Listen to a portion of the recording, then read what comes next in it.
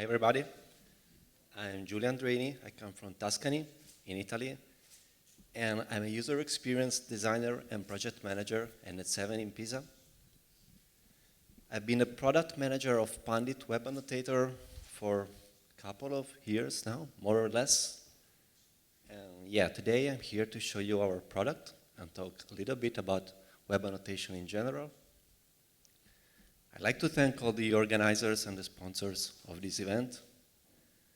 It was very good for us that it was held in Berlin, which is much closer to us than San Francisco. And thank you for accepting our Pundit presentation. Well, before starting, I'd like to spend a few words on web annotation in general.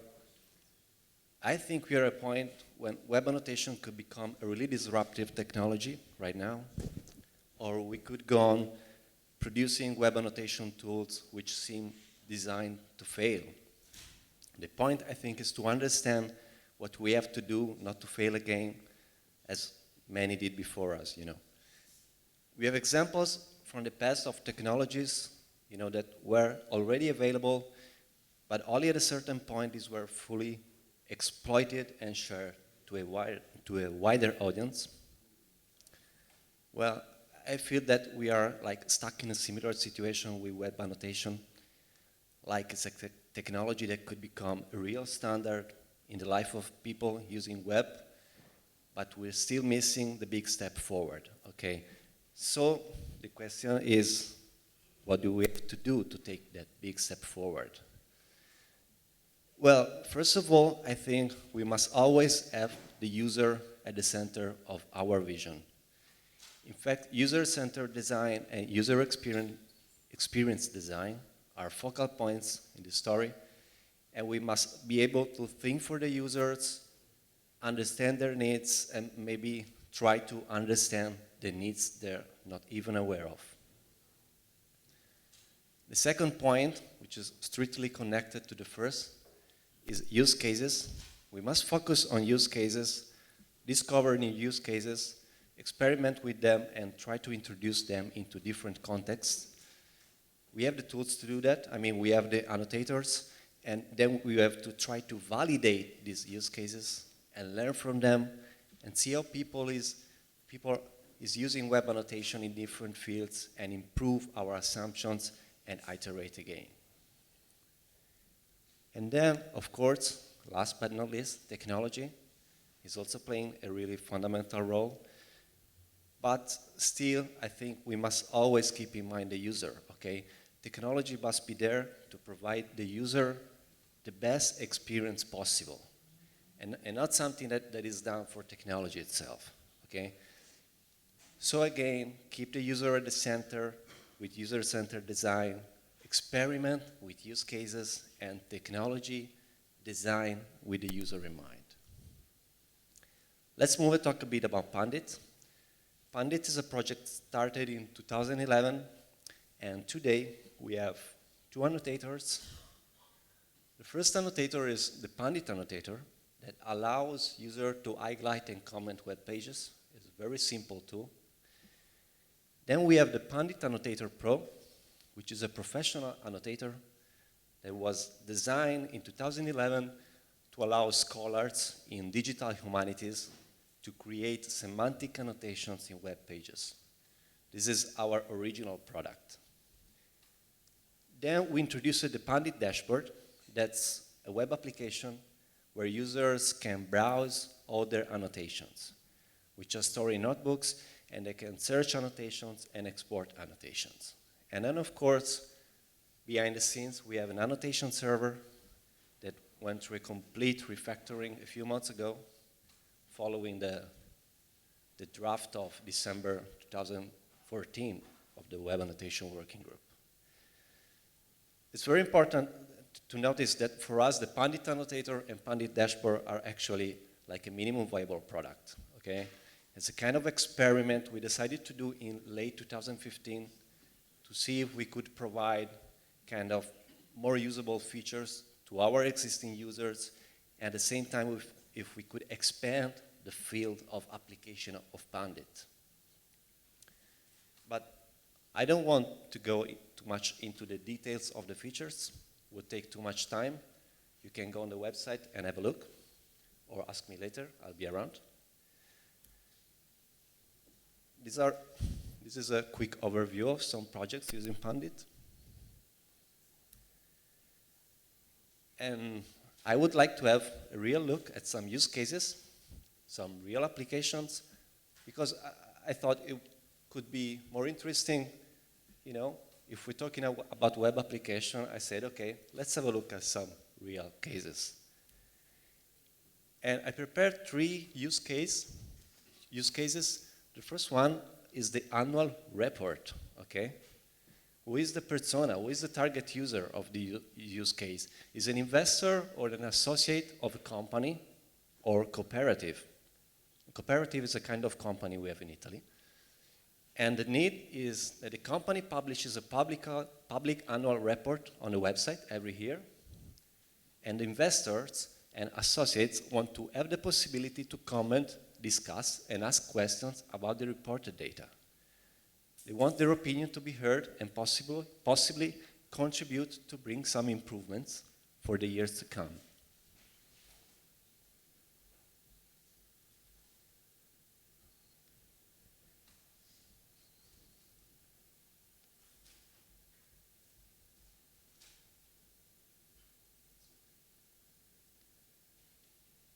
And here is a little demo.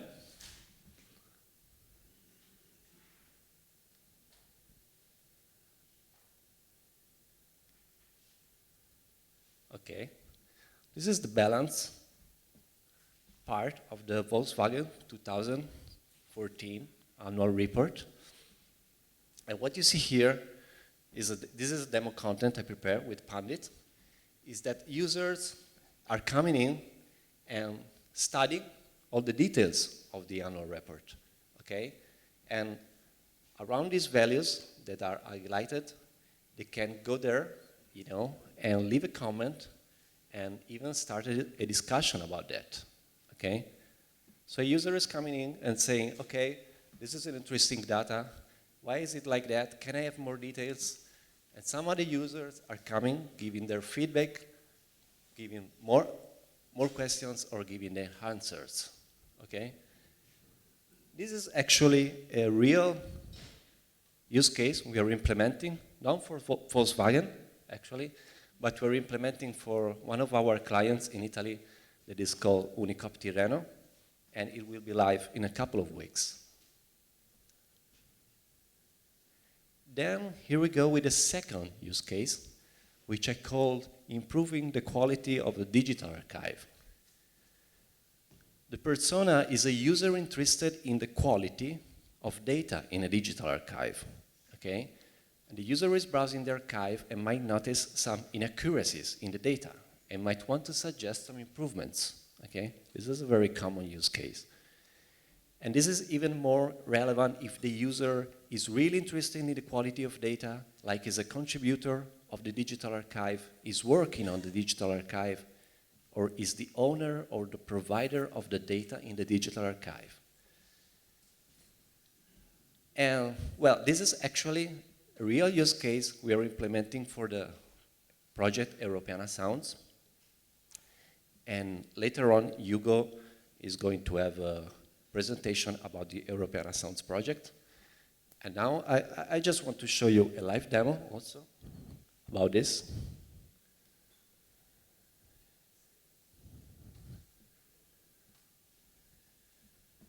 Okay, as you can see, this is the real Europeana website, and this is a page of a research inside the archive. And what you see here is that you can open Pundit, the annotator, and you see users which are trying to improve the information about this entity, okay? And so I could come in, I made some demo annotations, and I could suggest that this sound maybe is related to this other type of writer, which is another resource inside Europeana Sounds. Or I could go in and say that the instrument that is used to play this sound is an Hawaiian guitar, okay, which doesn't make sense really. So another user could come in and say, hey, you're wrong, this is not really right, you should change it. And what is interesting here is that all this information in this special case is not related to the web page, is not related to a text fragment in a web page, but is really related to the entity, to the research. In fact, if we look at the same research on another website, we can see that we have exactly the same annotations. So it was very important for us, that all this information was not related to a web page, but important thing is that these are related to the real research, okay? In this case, this is the original page of the museum that is providing the information to Europeana. And so we can create and see the same annotations on both pages. And then, here we go, we have the third use case, which is actually a really common use case for us that we work a lot in the field of digital humanities, and I call that studying a correspondence. And the user is a scholar that is studying a correspondence of an author. And on each text of the corpus, the scholar wants to state that certain parts of text are talking about entities, like persons, places, bibliographical resources, and other parts of text. And of course, this action must be performed very quickly while reading the text, and it must be possible for other scholars to review it, okay, and rate the work already done. And later, and this is very important, this enrichment could later be used to perform a more accurate search among the whole corpus and visualize maybe the relations between text, persons, and places. And here we go. This is a letter from a digital archive that is called Burckhardt Source. It's the correspondence to Jakob Burckhardt. And this is especially a letter from Hermann Grimm to Jakob Burckhardt. And this is a real letter of the real digital archive. And what you see here is that the research team here was commenting and creating web annotations related to all these yellow parts of text. And most of the time what they're saying that this part of text is identifying a person, or maybe this part of text is identifying a place, and so on. And they're using our Annotator Pro system, that allows them to select a part of text and say, I want to use this as a subject. They select a predicate, like identifies person, okay? And then go there and they say, this person is Hermann Grimm, and they save it and it's done. Then all this data, for example, is actually used in the front end of the digital archive, where users can go and browse the letters, the whole corpus of the letters. And for example, what you see there on the right is a facet system that is filtering the letters on the data created with semantic annotations, okay? And so I might say, okay, show me all the letters where the author is talking about Berlin. Okay? And so these are all the letters where the author somewhere is talking about Berlin, and this is another view of the annotations, and I can even ask the system to highlight me where the author is talking about Berlin. Second possibility is this is a kind of experimental view of the system. You can have a graphical visualization of all the semantic relations that were created with the semantic annotations, okay? And so, for example, you have an author here, and you can ask the system, show me all the artworks the author is talking about, and you have all these like brown bubbles, which are the artworks, and you can go on like this for each artwork, show me the creator of the artwork, and so on. And last but not least, the scholar who is doing this work might also want to have his own page where he can review his own work, his own private work. And this is the Pundit dashboard. Okay, in the Pundit dashboard, the scholar has all its notebooks, and he might have a letters to Burkhardt notebook, and so he can go through all his annotations, even filter annotations, maybe on the web page, which would correspond to the letter, maybe, or the item that he was using for annotations. Or even, if he wants, he could export all its annotations in a text form.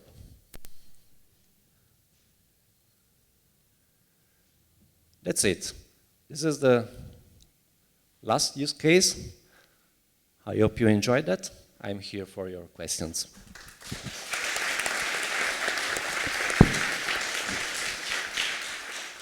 So we have time for questions.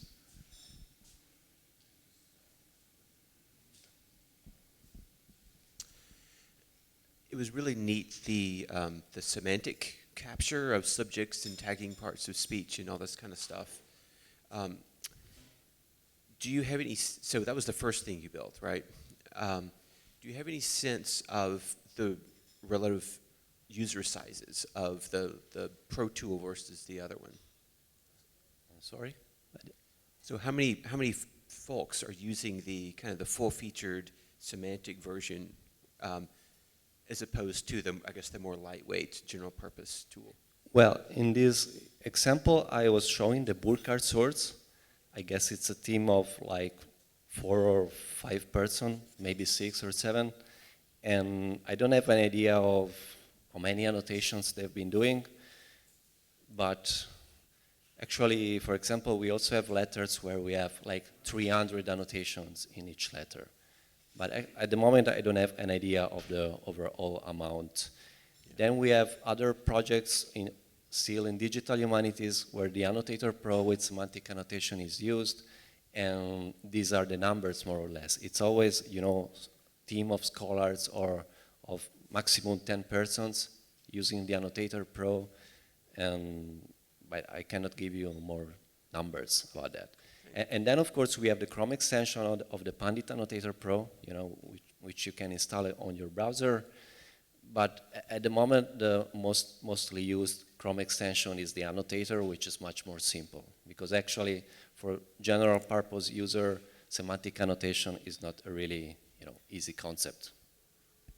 And we are really aware of that. Okay, while the next speaker sets up, any other question?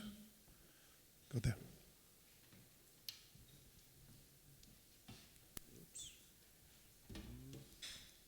How do you plan to manage the huge success that you will have when you will have hundreds of people commenting on the same page and so having hundreds of thousands of annotations? How do you plan to manage this quantity of annotations? Well, that's a nice question. Actually, for my personal point of view, sometimes I try not to think at a scenario that could happen maybe in 2 years. This is my sincere, you know, answer, because I don't want maybe to spend days thinking about something that could happen in 1 year, or hopefully will happen in 1 year. Okay. Then I think, of course, the system is supporting overlapping of a lot of annotations, so it could work. Then we have private notebooks, and we would like to implement like kind of shared notebooks. And so probably many users would start to use private notebooks and maybe shared notebooks, and so maybe you don't have all the annotations visible to everybody. And then also what we really like is this kind of paradigm that medium.com is using, okay? That they highlight the section of the text which are highlighted by many people. And so maybe at the first point you don't see all the highlights on the comments, but when you come into a page, it would be nice, you know, to have some parts which are the most popular part of the page which are highlighted. But as I said before, this is just an idea I have in mind, and actually with the numbers we have, we say, okay, let's talk about it maybe 6 or 12 months. Thank you very much.